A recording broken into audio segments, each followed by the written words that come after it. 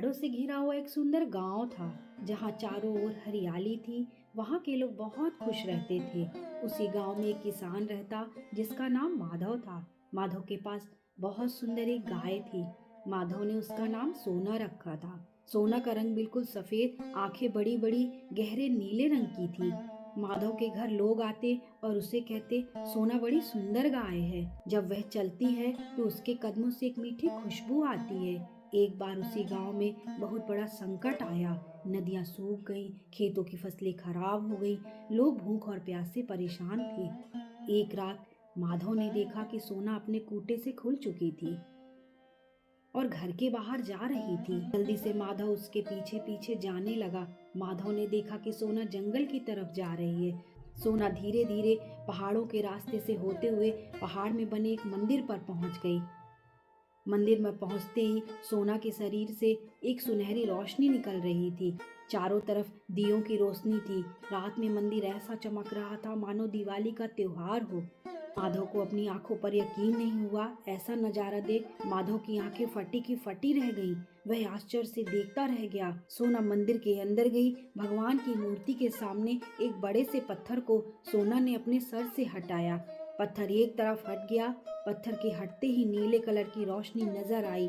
वहां एक विशाल नीलमणि चमक रही थी। तभी अचानक सोना ने माधव से कहा, माधव डरो मत, मैं इस गांव की रक्षक हूँ।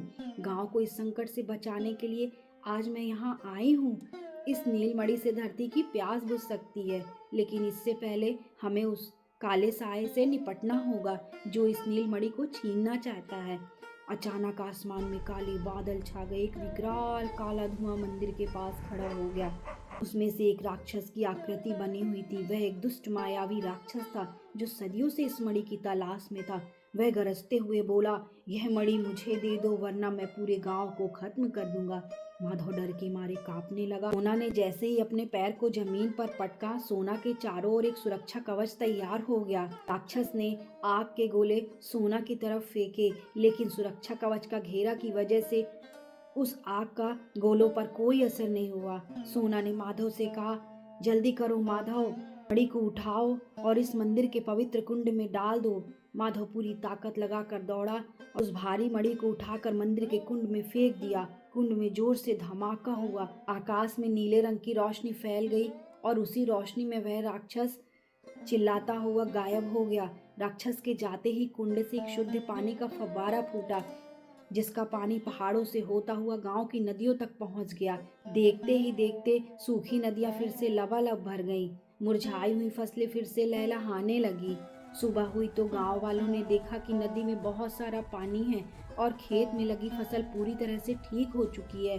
गांव वाले इस चमत्कार को देखकर खूब खुश हुए और ढोल नगाड़े बजाकर नाचने लगे। माधव ने रात की पूरी बात गांव वालों को बताई। किस तरह सोना ने इस भयंकर संकट से गांव को बचाया। माधव ने बताया कि सोना कोई साधारण गाय नहीं है, बल्कि उसके गांव की एक फरिश्ता है। उस दिन के बाद से गांव में खुशहाली आ गई। उस गांव में कभी कोई संकट नहीं आया। आज भी गांव के लोग जादुई गाय सोना की कहानियां सुनाते हैं।